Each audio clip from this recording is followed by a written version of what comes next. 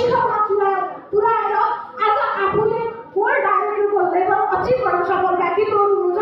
उहाँहरू सबैलाई म स्टेजमा आमन्त्रण गर्न चाहन्छु। Please come on the stage all world director. जोरदार तालीले स्टेजमा आमन्त्रण गर्न चाहन्छु। तपाईँको एक्साइटमेन्ट यो साइडमा